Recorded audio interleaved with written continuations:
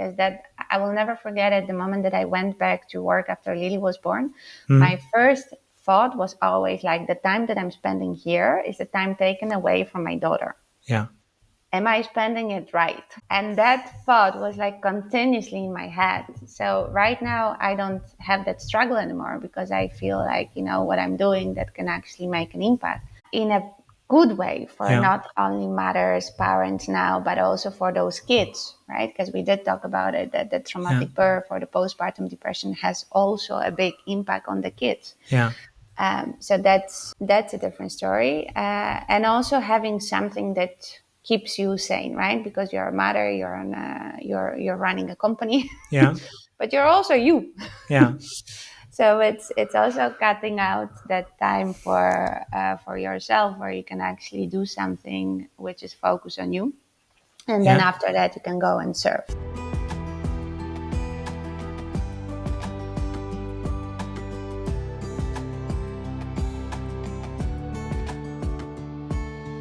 Welcome to Women Disrupting Tech. My name is Dirk Jan Hupkes, and on this podcast I give the women who work in tech the platform they need to inspire and empower each other. Join me on a journey into the world of entrepreneurship, funding, biases and role models to discover the strategies for success in the tech industry. In other words, how women can disrupt tech. Are you ready to listen?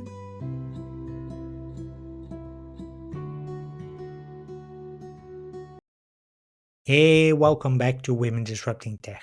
Thank you for listening to episode 66. There's still a lot we don't know about women's health. Menopause is severely under-researched, we're still in the dark about the effects of menstruation, and we avoid talking about postpartum depression. This lack of understanding doesn't just affect women's health, it impacts their careers too. And not just in tech, but across the board. My guest in episode 66 of Women Disrupting Tech says that the time has come to change this. Kasia Pokrop is the founder of Mamamoon, and she is on a mission to create a world where women's health is understood and supported at every stage of life. A world in which parenthood seamlessly fits into both business and everyday life.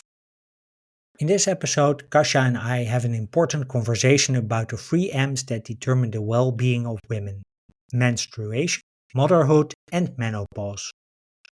We'll break down each of these three M's and we'll explore why a holistic approach to women's health is good for business. And we'll discuss how men can help women be superheroes before, during, and after giving birth. Plus, we'll hear about Kasia's experiences in the 2024 cohort of the Dutch New Narrative Lab. So when you're ready to listen and learn how to build an ecosystem that supports women's health at every stage of their lives, please welcome to Women Disrupting Tech, Kasia Pokrop. Hey, good morning, Kasia. Good to have you on Women Disrupting Tech. Question I always ask at the start is how you got into your current job or current position, and floor is yours. Well, thank you so much. Thank you for having me. How did I get into my current position? It's pretty nice story. I'm originally from Poland. I got to the Netherlands for good 2008.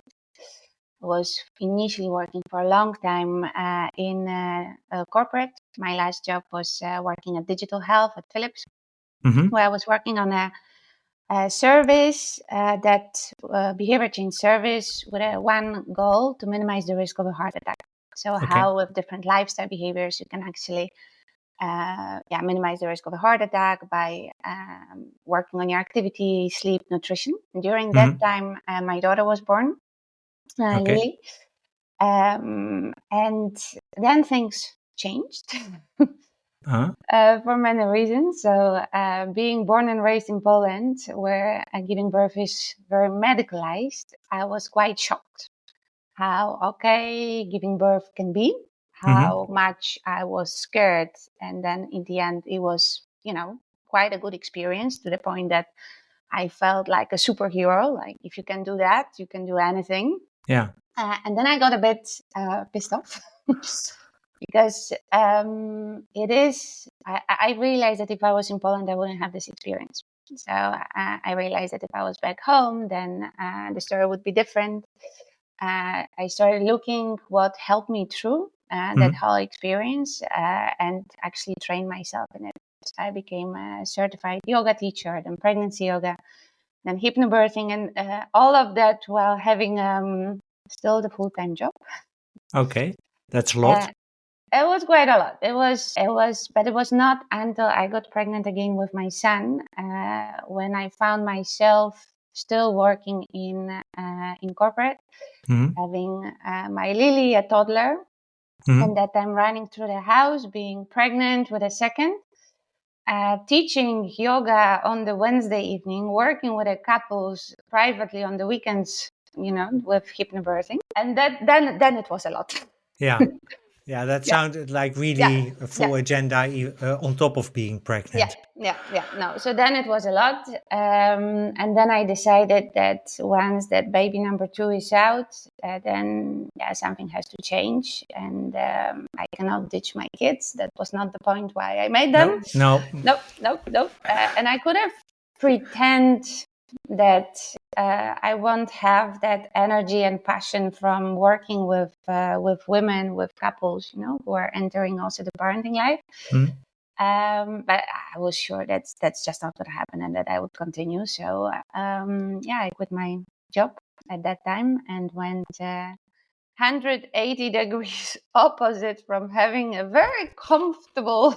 Yeah, salary and Yeah, working conditions. yeah, yeah. So, but it was, I mean, it's not a walk in the park, and it also evolved because today Mamamoon is it might be a little bit different where we started. Mhm. I started with sharing birth preparation in different shapes and forms, usually working with groups in the face-to-face setup. Quickly realizing that I can actually help people, Mhm. but also I can help people that fit in a room, and there is that much space. So that's when that experience from the digital health kicked in. Yeah. If we were able to identify a behavior change service for people with a risk of a heart attack. Mhm. How about looking at pregnancy and helping women during pregnancy to prepare for birth for easier postpartum recovery Mhm. with similar digital tools? Mhm. So COVID helped in this sense because that was the time when people lost a bit of that block of working on a very sensitive area of their life, right? Because Yeah. you are pregnant, so your body is changing, and Mhm. mentally, and hormones, and also for the partner, there is a big change coming out there. So Mhm. usually the preference was always to get to know the person that will be guiding us through this process. But in COVID, we were not able to meet in person.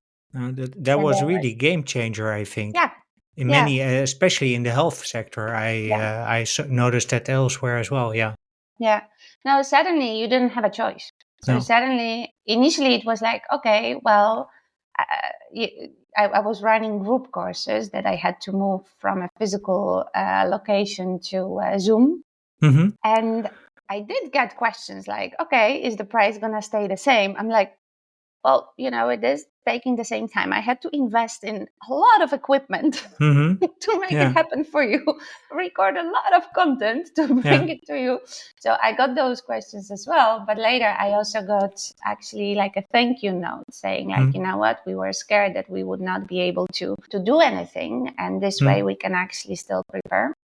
Mhm. So that was still the group setting, but then online, Yeah. and still looking for ways how you can digitize it, how you can spread it more. Yeah. And that was when there was also a moment when I had an online birth and postpartum preparation school, Mhm. which was live classes, online classes, some of them recorded. Mhm. An eye opener was that it was not only from the area of birth preparation, but Mhm. it allowed me to build a very wide network of experts because Yeah. all the people who were working at that time acupuncturists, nutritionists, Ayurveda Mm-hmm. practitioners, breastfeeding consultants, baby wearing consultants. Mm-hmm. All those people, they used to see their clients in person, but then because of the lockdown, they were not able. Yeah. With the Mamamoon school, I created that opportunity for them. So they were Yeah. able to stay in touch. They were able to take care of those clients. They were able to also gain new clients. Uh-huh. So that was a good trial of what works in the digital Uh-huh. world, what doesn't, which experts can transfer their knowledge in a digital way, Mm-hmm. and that set up the basis in many ways towards the Mamamoon app as we are today. Yeah. Because it's not only when we started building the program, I didn't have to look for the experts; they were there. Yeah. They were there. They were Yeah. there, ready to step in, ready to build this program with me.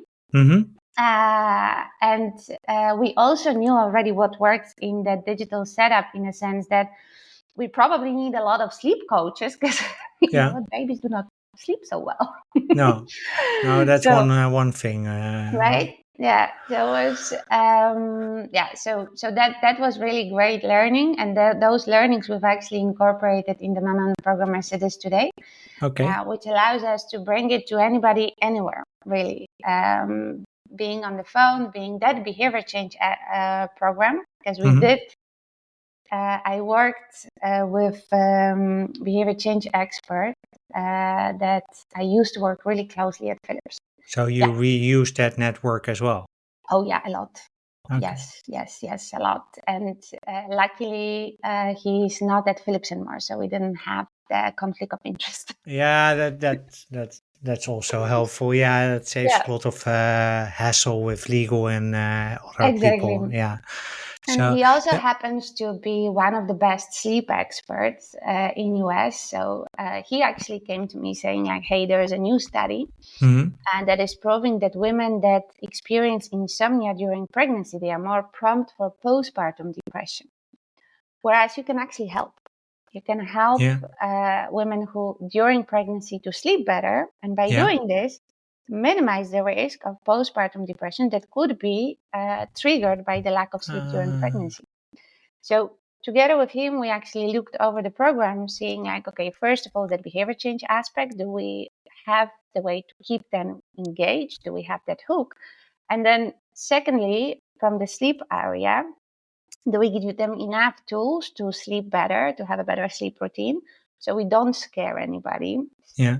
We don't talk in the program like, oh, you don't sleep well, you're now more prone for postpartum depression. No, we don't do that. So you don't But approach this from the pain point of view. no, no, no. So it's more like making sure that, because it is one of the biggest pregnancy complaints, the lack of sleep. So Mm-hmm. we give them tools to sleep deeper, to be able to fall asleep again if they struggle with the insomnia. And that's how we basically address each of those areas, because sleep is one of them. The Mm-hmm. other one is, of course, nutrition or stress or anxiety that can kick in as well. And that's how we bring it to them. The engagement part we borrowed. So we borrowed from Duolingo, Mm-hmm. but I have to say that we first tested it. So over a period when we were testing the program, the Mamamoon program, we tested it with a group of, at a certain moment we had 70 women. So they were going through pregnancy, postpartum, right? So some Uh-huh. they were coming in, some they were coming out, but and we actually asked them what is the most engaging app that you like. And then Duolingo was like boom, boom, boom. Like, okay, so let's study. Mm-hmm. And we give them unicorn points Ah, when they do what we ask them to do. yeah. Well, in a sense, they're unicorns as well, huh? Exactly. Exactly. So I want to pick up on one thing you said really early on is that in Poland, your experience would have Mm. been different. So what exactly is different here in the Netherlands Yeah. from Poland? Poland is very medicalized in a sense that when you look at pregnancy, you look at sickness. And all the checkups are done with a lot of checks that do not necessarily create the comfort, Mm-hmm. but quite often create fears. In this sense, and Poland is not the only country, so you could look at the whole Eastern Europe, Mm-hmm. but also I work with a lot of students from France or US, where system seems similar. Mm-hmm. Uh, you are basically taken. It's medicalized in a sense that It's we about more. taking out risks to the pregnancy. Correct. Having said that, majority, we shouldn't forget that yes, there are risks, but the majority of pregnancies, they are happy, healthy pregnancies. So Yeah. between 95 to 98% of the pregnancies, they are fine. Yeah. And if we only look at, all of the pregnancies from that Mm-hmm. fear perspective of between the 2 and 5%, Yeah. then of course there is a lot of fear. So give you an Yeah. If you example take on, the exception as a rule, yeah, all of a sudden your whole approach changes, and yeah, then you're looking like really in depth into things yeah, that yeah, in 98% of the cases will not happen. yeah, correct. I mean, my best friends here in Poland, Hmm. they all had a C-section, not because they had to. They were scared to do it any different. And with one of them, when I was talking about it, I mean, at that time, I didn't even think about having kids yet. But Hmm. yeah, she was basically giving me like the whole list of the things that can go wrong. And it's, again, at that time, I was kind of far away from the thought of becoming a mom myself. So I Hmm. didn't dive into it. But that came back really strongly when I had my experience. Yeah. And it's not only Poland, again, is one of the examples. I also work closely with a birth photographer who is now in Hmm. Amsterdam. She's originally from Argentina.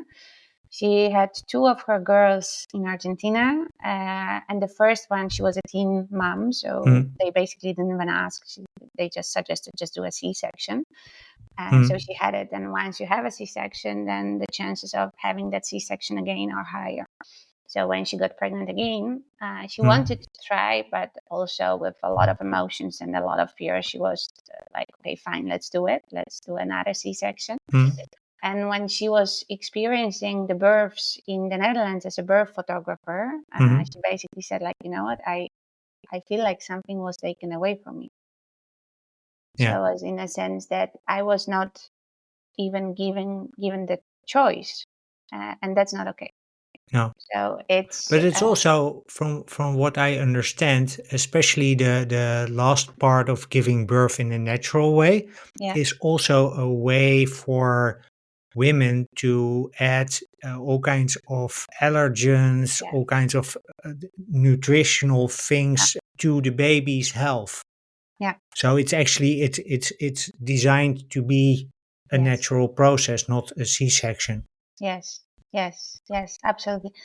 And it's once you start educating yourself, then you see Hmm. that. So it was, I mean, I also came, I came to the Netherlands with my background in Poland. So Hmm. initially I was like, why I cannot sign up for a C-section? Back Hmm. home I can, and then I don't have to think about it and I don't need to be scared about it. And then you Hmm. start educating yourself and you see like, okay, yeah, actually that's really not such a great option as a option A. So maybe at Hmm. least I give it a choice, like give it a try. But it was a process in a sense that you do need to make a bit of an effort yourself. Yeah. Um, it is easier if you are in the country like Netherlands, Hmm. where those options are also being talked about. Yeah. So those options are being talked about, not so much, they are not pushed. Like I've never No. been felt like I was pushed, like you have to do a home birth or you have to do like a natural birth, no. Hmm. But those options are being talked about, they are out there. Then the fact that there's so many home births also is a bit of an eye-opener, like, okay, if women Yeah. can give birth at home and they are supported and there's so many good outcomes, then why are we, I mean, it's an option, right? Yeah. So it's there are countries where this is not even legal to give birth at home, and Oh, it's not you have always. But Yeah, but I assume that in those countries you can give natural birth. yeah, It's yeah. just You just happening in the hospital. correct. Yeah. Yeah. Okay. And there is, of course, one of the reasons why Netherlands is set up also better for the home births is the fact that it's a small country. So if something goes wrong, you can very quickly be in the hospital. Yeah.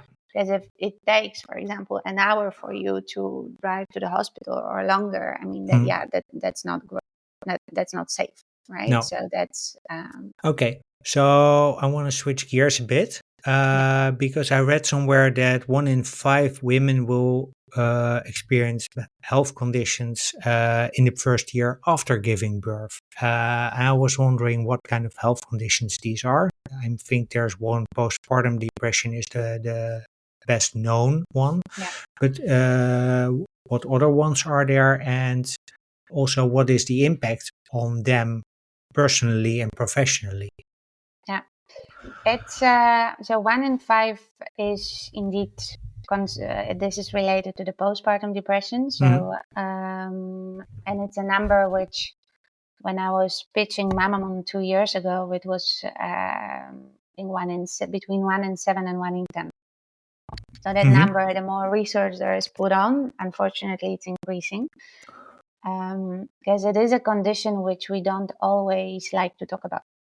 no, It's, you're a mom, your baby's healthy and you're healthy. So why are you upset? Why are you sad? Why are you sitting there and yeah, crying? And you're supposed to be happy. you're supposed to be happy. Uh, So you feel kind of guilty or not okay to even talk about it. So quite mm, often women don't highlight, they don't feel okay. And they are also, there is not in every country you have protocols to actually actively check on that. So mhm, also, if I think back about my pregnancies in the Netherlands, my baby was always very well checked.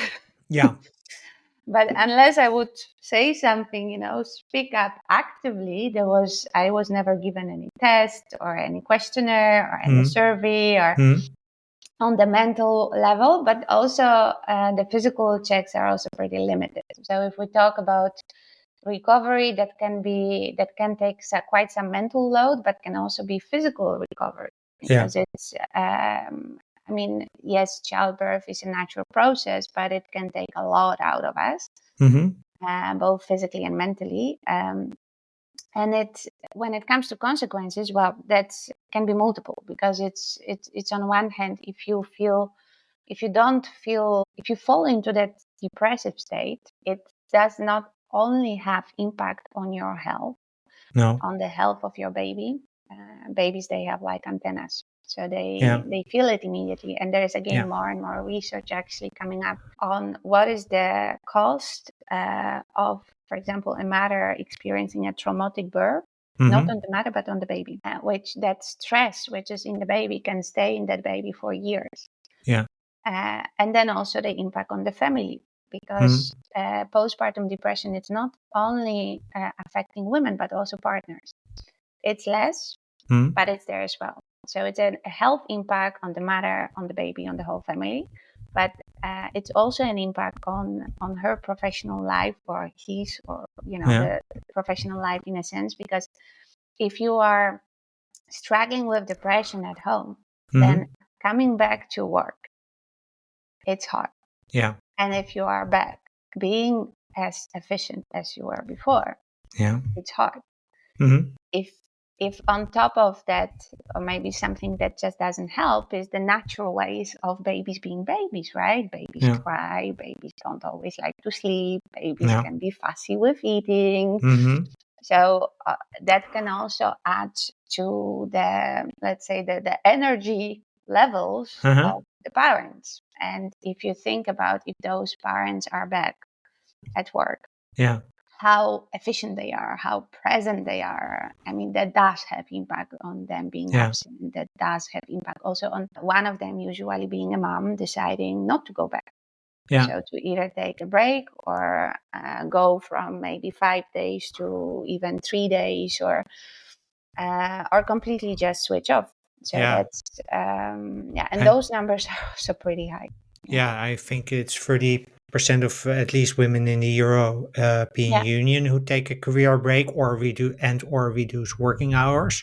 yeah, Um, Back to the mental impact.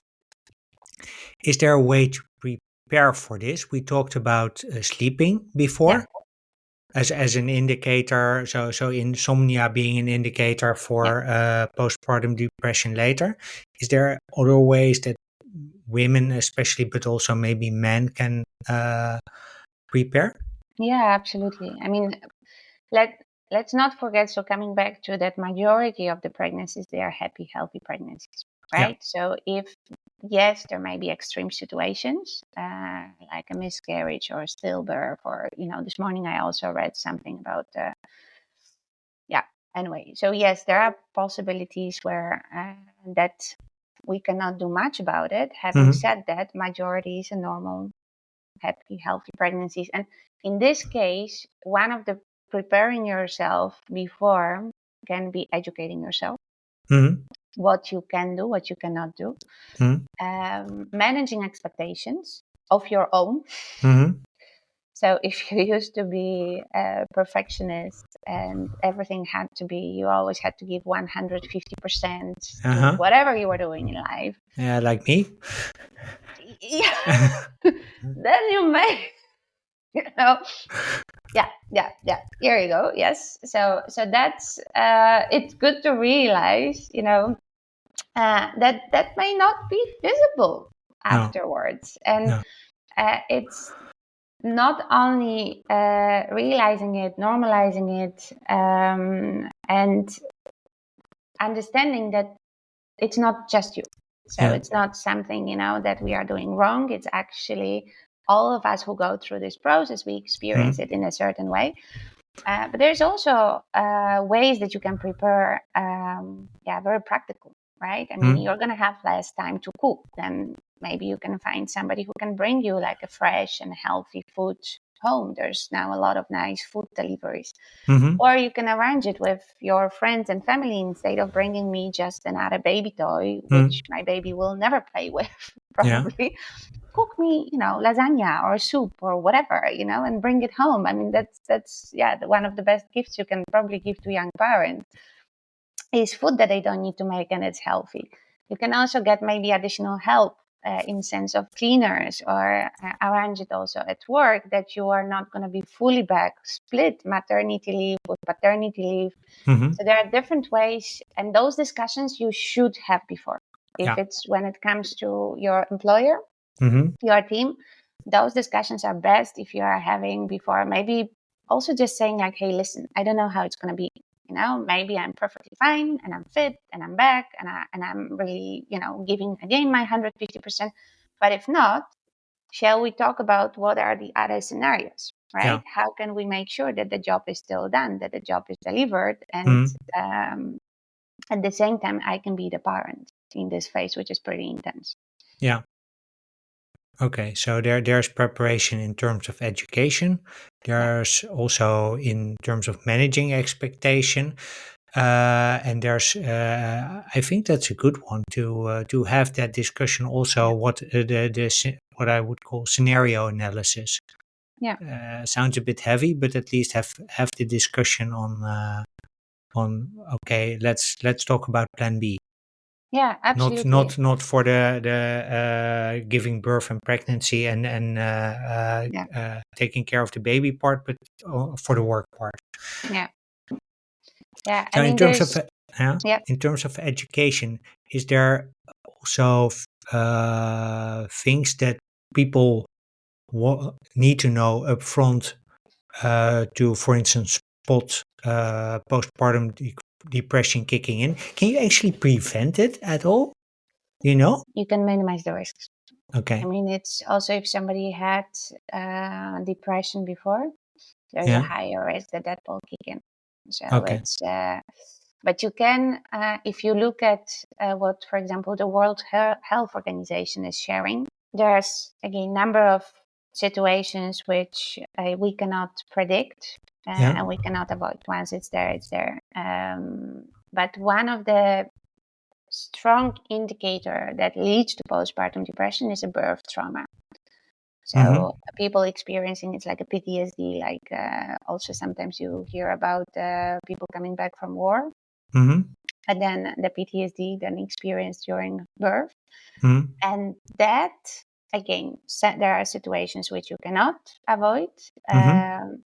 but majority, it comes from the fact that there's maybe interventions or people were not heard. So Mhm. people who are giving birth were not seen, not heard, not treated well, unfortunately. And those that could be, if not avoided, prevented, could be that we can prepare ourselves. Mhm. How do we behave in those situations? And Mhm. to give you an example, I had a student that was she it was during the COVID times. I was still in Mhm. Amsterdam. She was in Germany, and we called after she gave birth. She really wanted to have a natural birth. She had a C-section. Mhm. She said, like, you know what, Kasia, it was my decision. It was my decision, and I knew that I can take this decision based on where I was and based on the preparation that we did before, and Mhm. I'm really happy with it. And I wouldn't do it any different right now. So you can give people tools Mhm. that if they find themselves in situations like, okay, I didn't want to be here, but I'm here now. So now my options are maybe not the 10 options, but Mhm. those 3 options, Mhm. but I can still decide by myself. Yeah. And that we can do. So that we can do. I quite often, when I work with a second or the third time parents, Mhm. they come very motivated to have a different experience because they feel like, yeah, we underestimated it.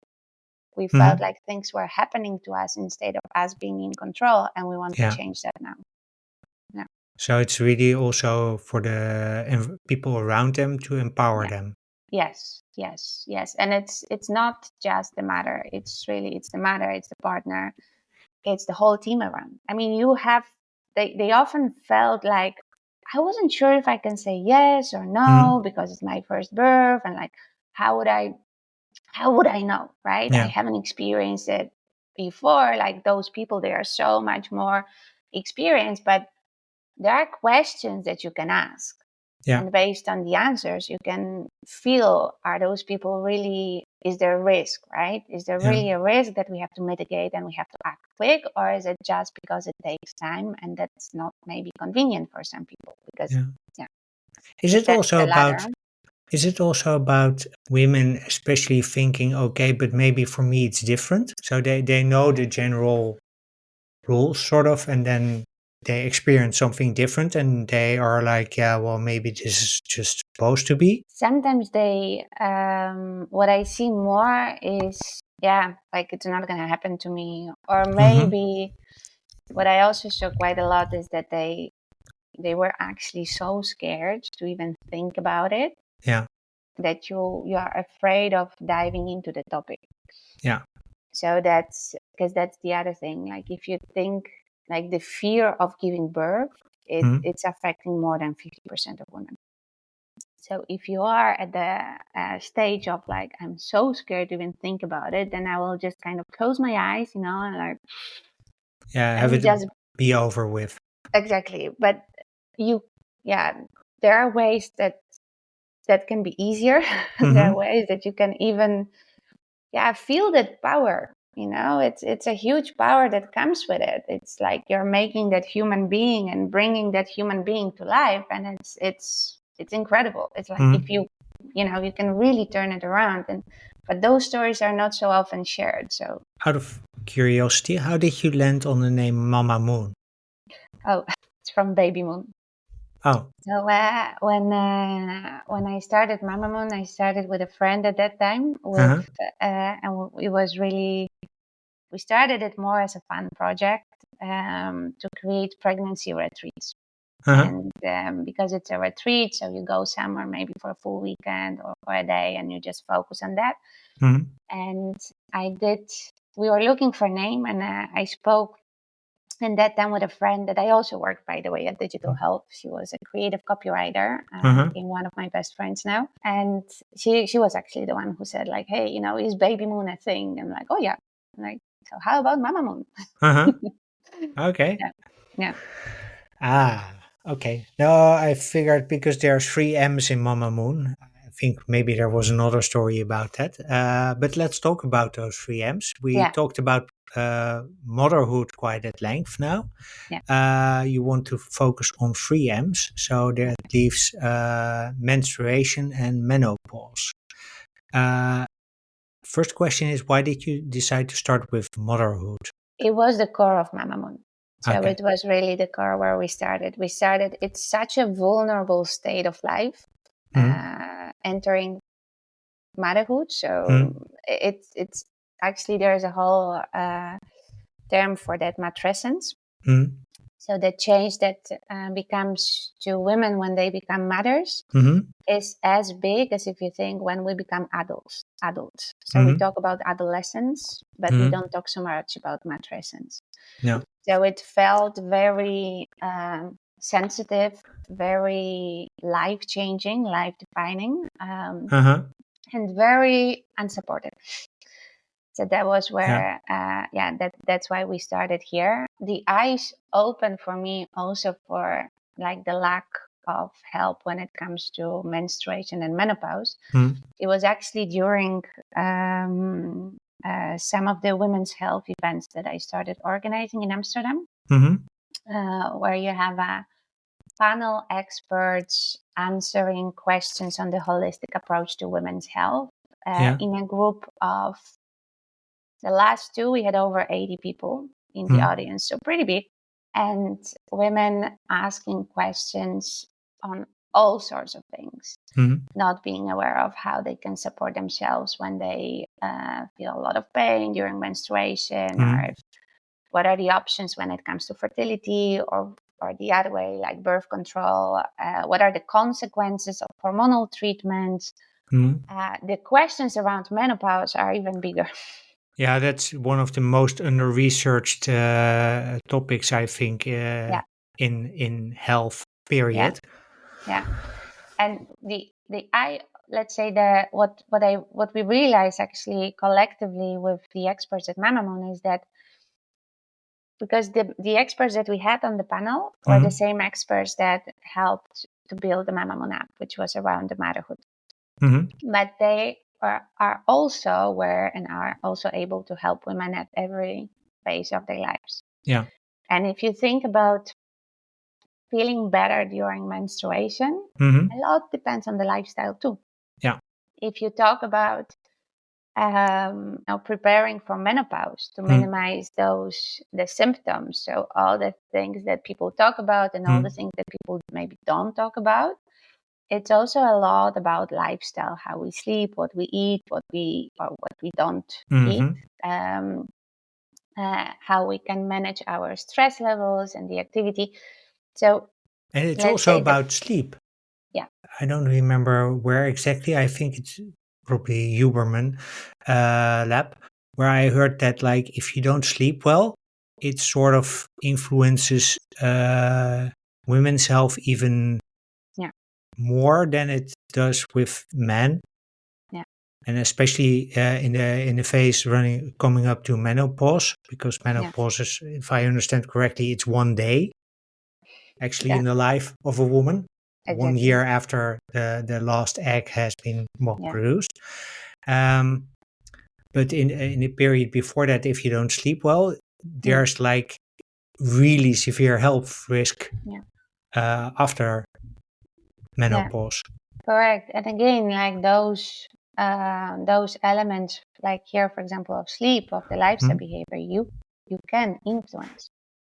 You can have impact on that. You can minimize or so one of the experts, she explained it quite nicely, saying Hmm? it's like we have this reservoir of hormones, Hmm? and as women, that with age it goes down, Hmm? but you do have impact on how quickly it goes down, Yeah. and you can maybe rebuild it a little bit. Hmm?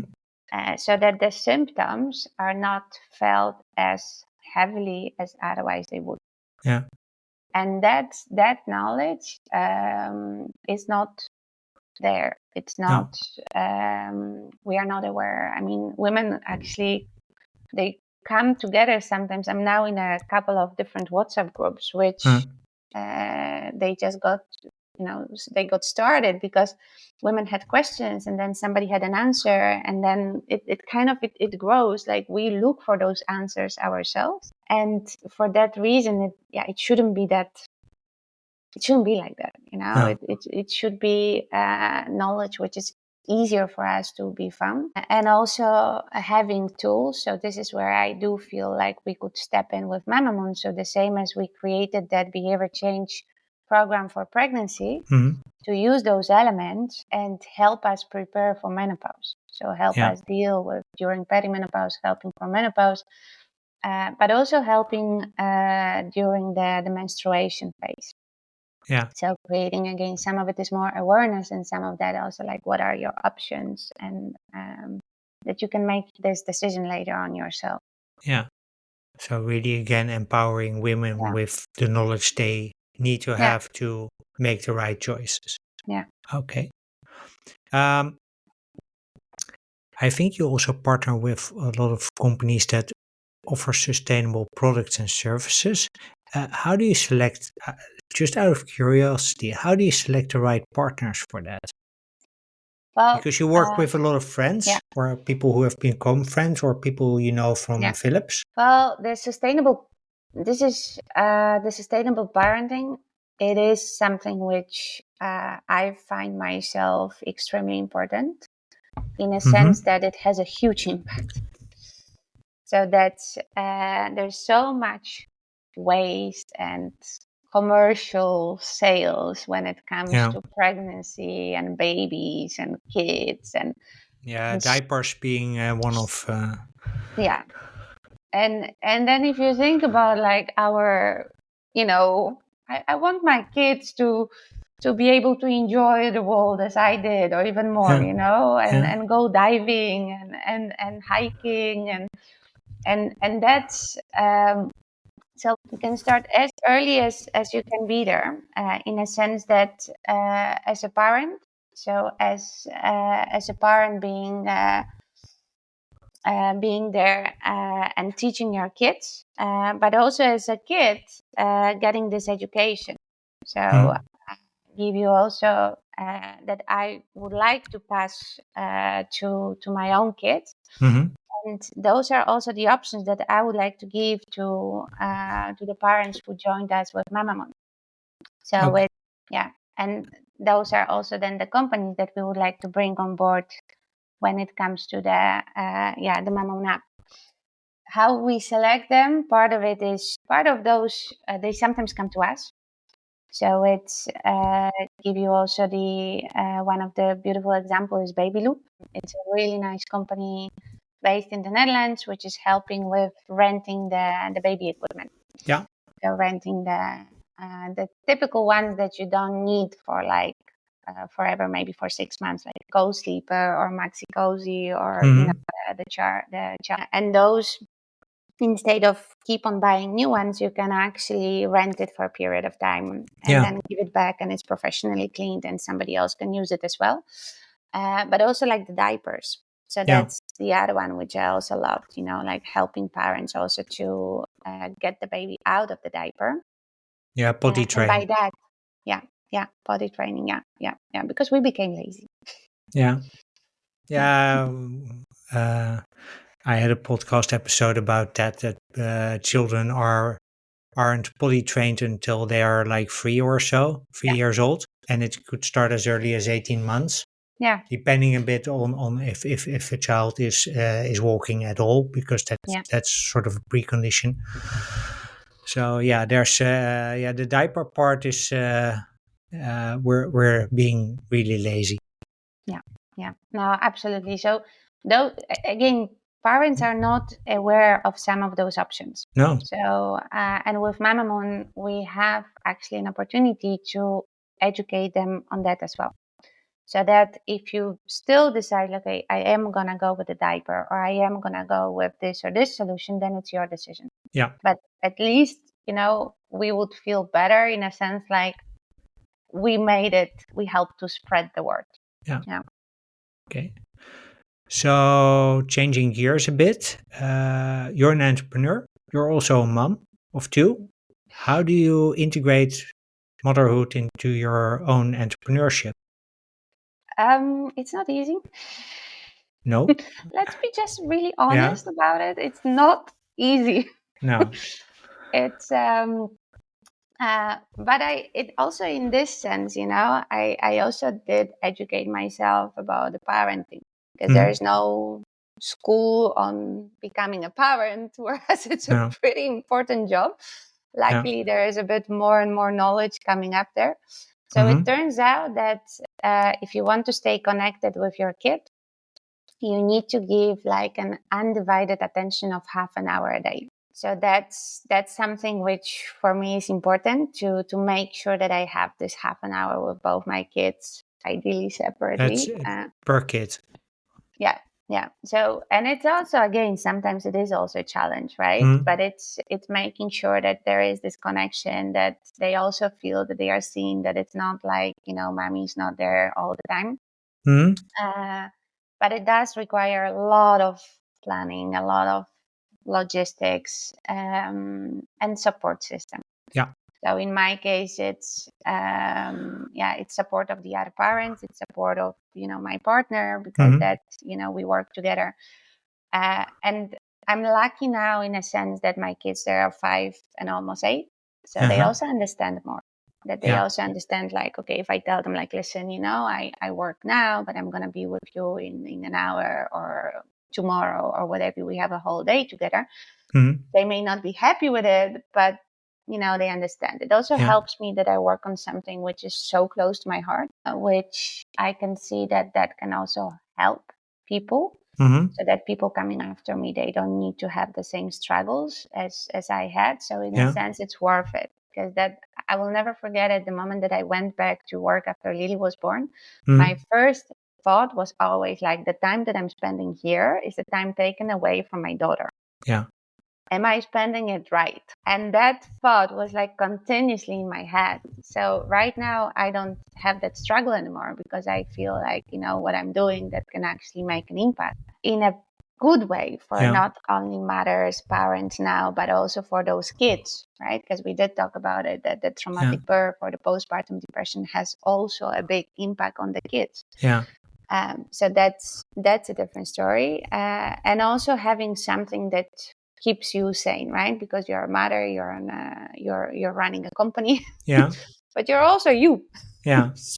So it's also cutting out that time for yourself, where you can actually do something which is focused on you, and then Yeah. after that you can go and serve. Okay. And how do you focus on you? What is me time to you? I'm a yoga fanatic. Yeah. So it's I was looking for a name for that, but I think it's a practice Ashtanga yoga, Uh-huh. which is a daily practice. It's something that I do every day, and I do it in the morning. Okay. And it So before, feels, do you do that then before everyone starts? yeah, no. Okay. So now it's different. It's a summertime, but Hmm. yes, if I'm once we are back in the Netherlands, Hmm. then yes, then I wake up at 5:30 and I do my practice, and then I do all the lunch boxes. I send kids to school. Hmm. Yeah, that's also the whole logistical That's the operation. logistics part, yeah. But because I have this time in the morning for myself, then I also feel like, okay, you know what? I did something already for myself, so now Yeah. I can go and be everything for everybody else. Yeah. I like that actually. Doing something for yourself first before. Yeah, it's a bit like on an airplane. Yeah, Put on your yeah, own actually, yeah, oxygen mask first before helping others. Yeah. yeah, So in a yeah. sense, it's quite logical, but it's something that people may actually also forget in They their do a busy lot. life. They do a Yeah. lot. Yeah. And it's also, if you have, for example, people around you, and whether it's your kids, whether it's your best friends, Hmm. that look at you in a way that they want to follow whatever you do. Like, Mm. right? Kids are like a mirror.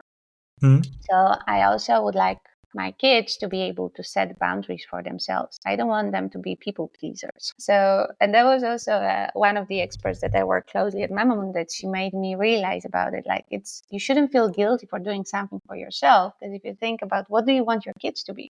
Mm-hmm. Do you want your kids to go and say yes to everybody? Or do you want your kids to actually have that example of someone who was able to set the boundaries for themselves? Ah, okay. Yeah, I think that's very important, but that also adds an element, I think, to the whole preparation part. It's also Yeah. part of mindset. Yes.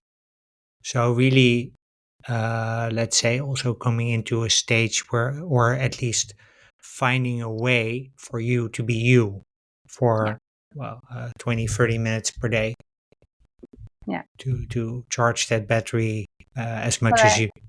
Okay. Correct. And that also helps tremendously in the running a startup, Yeah. because that also gives you the same tools that I was using literally to stay calm during pregnancy or birth or afterwards. I'm Mm. sometimes in a meeting and I'm still using them. Yeah. Breathing, I suppose. Yeah. Yeah. Yeah, Yeah. Yeah. yeah, Yeah. yeah, yeah, yeah, yeah. So it's, That's yeah, skills for life. absolutely. Yeah, breathing is absolutely a skill for life in many many ways. Also, Yeah. to be at least that's what I experienced myself. I haven't given birth, obviously, but one of the things I really experienced myself is controlling Yeah. your breath is like gold. Hey, listen, we haven't talked yet about fathers. Mm. We have talked a bit about the support system. I want to move a bit towards the support team that you need. Yeah. What can they do in the preparation phase after giving birth and later on in life Oh, so much. A lot. to make their girlfriend, Yeah. wife a superhero? Yeah. Now, it's the role of a partner is huge. So Hmm. it's, and we often say that we become fathers when the baby is born. Hmm. We become mothers when we are already pregnant. Yeah. It's easier, right? For us, if we feel the changes in our body, we feel the baby kicking, it's easier. But it shouldn't stop the partner to actually be next to a woman, Hmm. actively supporting her during pregnancy and also preparing, being active during birth. When I work with couples to prepare them for birth, Hmm. I always make a joke that I'm gonna make a doula out Hmm. of the partner, Ah. so that he or she is taking over, like either with massage practices Ah. or pain relief, or really an active role that they know Yeah. what helps, what doesn't. Yeah. And by practicing it during pregnancy, they also it comes natural. Yeah. So it's so that part, but also becoming an advocate for the mom.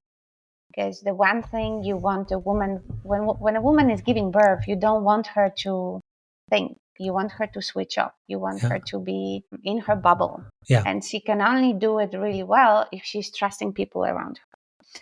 There's, I mean, of course, there's a huge trust when it comes to the medical team. Hmm. But the one person that knows her the most is her partner. And that's something that partners do not realize, how big of an impact they can have. Yeah. That's for the birth, and that's even more for the postpartum. So, really protecting them from losing too much energy. So, Hmm. setting boundaries towards people around, but also saying what they need, what they don't need. Yeah. Educating themselves about the changes that happen for their partners when it comes to the physical changes and the mental changes, the hormones. Hmm. So it's basically the moment that the baby is there, the only thing that the partner cannot do, they cannot breastfeed, No. but they can feed. They can put Yeah. the baby Yeah. to sleep. They can change the baby. They can also take the paternity leave. And the one thing they cannot do, they cannot breastfeed. Everything else they can do. Yeah. It's the beautiful switch I see now is that more and more partners, they take the time off their work. More and more they also stay during COVID, that they when they were forced to stay home. Yeah. I got feedback from a lot of dads saying like, we loved it. Thanks to that, I was able to actually see my baby every day and how that baby was developing and having that connection Yeah. as well. So that's that's actually really strong for the connection from the bonding Mm-hmm. of not only the partner with a baby, but also as a family as such. Yeah. And do you see that continuing after? I mean, in COVID, we had these lockdowns, so people had to stay home. Yeah. Do you see that continuing now? Not as intense, but yes, Yeah. definitely way more than before. So it's the parents, the partners are way more involved. Yes, Yeah. yes, yeah. It differs, of course, like on the country, on the culture. So Mm-hmm. I'm now here in Poland, and in Poland we are still there's still work to be done. Yeah. Not as advanced as you would like to be. Yeah. Yeah, yeah. I would say so, but it's changing. It's it's yeah. I wish some of those changes would happen quicker, but it does take some generations to really maybe get there. And the Yeah. work that we can do is already working on our kids. Yeah. So that's Yeah. Giving them the right example yeah, takes, yeah, gives a lot yeah, of, at least to make sure that they do things better. yeah, Yeah. absolutely. Yeah. So you were part of the 2024 cohort of the Dutch New Narrative Lab. Um, what was that like for you? It was a really great experience, actually, in many ways, because we were put together with a group of 11 startups Uh-huh. from different fields and Yeah. a different level of experience, Mm-hmm. and also a different level of how far the startup was Yeah. developed as well. So we were able to learn from one another a lot. The one thing which was pretty special was the support that Mm-hmm. people were willing to give to each other. No questions asked. If I can help, I help. Yeah. But also the drive. I loved it. The drive behind every founder to deliver. To make an impact, Yeah. to help with the support of Ruben, Arosha, Anahi. I mean, it was like the whole team and also the expert sessions Mm-hmm. were like, yeah, super helpful, top class delivered. So that was that motivation. It became almost like I miss it now. Yeah. I really miss it now because it was, it was like a Friday after 4 p.m. thing. We Yeah. would see each other and we would learn from each other, and then also challenge each other. Mm-hmm. It was not just clapping and saying you are awesome. No, no, no, no, no. There was really like, hey, you could do this better. You could do that better. Have you Mm-hmm. thought about this one? So really great program. Mm-hmm. Very happy that I did that. Can recommend it to anybody. And actually looking forward to what comes next out of it because some of those bids are still open. So we are still closely in touch. Yeah. Yeah, I was about to ask, do you also, let's say, we continue the Friday after 4 p.m. Thing informally? Well, it's now everybody is a little bit on taking a summer break, but Yeah. that's the plan actually. Okay. Yeah, That's a because plan. that, Maybe not every Friday, but like once a month. Yeah. yeah. Okay. Yeah. Because that's sort of, if you continue like that, you keep the rhythm in and you also keep the accountability in, Yeah. I think. Yeah. Yeah. So thanks for a great conversation. Really enjoyed it so far, Kasia. Final question I always have is I have an arrangement with Jacqueline van der Ende. Hmm. She's the founder of Carbon Equity. She helps high net worth individuals and private equity firms invest in a better climate. Yeah. And she gave me the task to make this podcast obsolete in a bit over 8 years from now, Hmm. the end of 2032. And my question is always, how can I make that happen? It's a quite an ambitious task, I have to say. Yeah. But you're already doing it, Dirk-Jan. I Mm. mean, it's you're starting the right conversations. You are bringing focus also to the topics that maybe people don't always talk about, or maybe they Mm. don't even want to talk about, yet they Yeah. probably should. Yeah. Um, and it's approaching people who can share their story to normalize some of the things. One thing I would love to do is really find a way to go really as early as possible. So early as possible in a sense, going to the education system and Mm-hmm. changing some of those the ways that that we study, we learn, but Yeah. also education system of us as adults, Mm-hmm. as parents, how we talk to our daughters, how we talk to our sons, Yeah. how we make sure that they are growing up without those stereotypes that, in a way, Yeah. Men are for tech and women are for, well, wherever. yeah, yeah, showing the role models. Yeah. That's the other thing. I was part of the role model campaign earlier this year Yeah. with From Equals. equals. Yeah. Yeah, and honestly, when we went to see that poster Yeah. with my kids, you should have seen the face of my daughter. How proud she was, and my son. And Yeah. I'm like, okay, you know what? This is it. Like, that's like, you have to do it. Sometimes you Yeah. may feel like, oh, this is over the top. No, it's not. No. It's the same like when we do, if you want to undo the way of thinking, Yeah. you maybe sometimes have to go over the top because Yeah. you just need to be more visible than everything else. And that's okay. And Yeah. that's what we do. Yeah. It's cool. Cool to see the faces of especially children when they look up to a poster, and I've seen that myself. Not from I wasn't on a poster at any point, but Mm, I've seen it walking past a one of those posters in Amsterdam, yeah, and then a mother with her child walking hand in hand, and the girl really like with glowing eyes. I don't yeah, know if the mother was in the picture, yes or no, because I saw this from focused only at her. yeah, But really, that focus, like, hey, oh, so I can be her. yeah, That is so immensely important, I think, yeah. And especially also, role models, but also in education. I fully agree. also education. I saw. It's also another interesting topic, but there was that movie which was going around about the dream gap. Hmm. That girls at the age of 5 they stop dreaming about being astronauts, presidents, kings, whatever. Yeah, And a lot of that comes to the point how we talk to the kids. yeah, That the girls are cute and sweet, and the boys are strong and smart. And yeah, it was an eye opener for me as well. And yeah. I feel like I should be, Yeah, kind of there's, out there. there are so many stereotypes that we Yeah, have to break.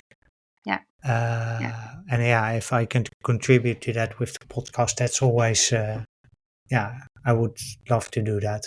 yeah. No, again, it's you are doing it, so it's So, take and credit for that as well. yeah, thank you. I will. Sounds like a great place to close. Kasia, really thank you very much for this wonderful conversation. Really enjoyed it.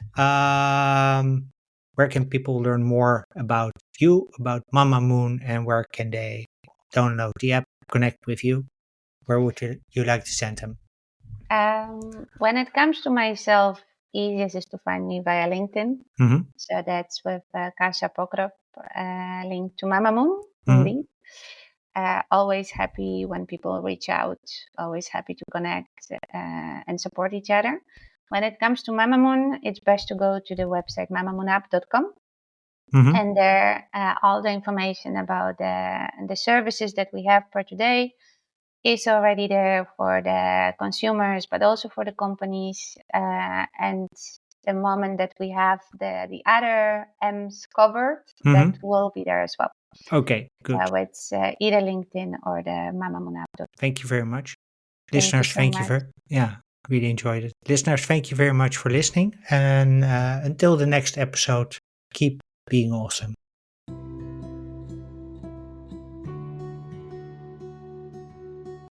Well, that's a wrap. Thank you for listening to episode 66 of Women Disrupting Tech with Kasia Pokrop on how to build an ecosystem that supports women's health at every stage of their lives. Kasia and I hope that you've enjoyed our conversation as much as we did. And if you'd like to learn more about Kasia or Mamamoon, feel free to connect with her via the links in the show notes. As usual, you can find the show notes at womendisruptingtech.blog. On the same website, you can also become a member of the Women Disrupting Tech community. Members get early access to new episodes, and in the weekly newsletter, I'll share with you what I learned from each of the episodes. Plus, you'll be the first to hear when new blog posts about women who built the internet come online. So check out the show notes for a link. When you're looking for a role model to inspire your own hero's journey in tech, I invite you to check out one of the other episodes of this podcast on Spotify, Apple, and YouTube. And if you're a regular listener, please give the show a rating or a review because that way you help other people discover the podcast. If you're a male ally and you want to help the Women Disrupting Tech make this podcast obsolete by the end of 2032, there's a simple thing you can do. Please share the podcast with friends, family, and coworkers because this way you give my guests a platform they need to make it happen. Finally, if you want to connect with me, you can reach me via dirkjan at womendisruptingtech.blog or you can send me a DM on LinkedIn. On LinkedIn, simply type in my name and you'll find me. With that, I wish you a wonderful day. I hope to see you in the next episode, and until then, keep being awesome.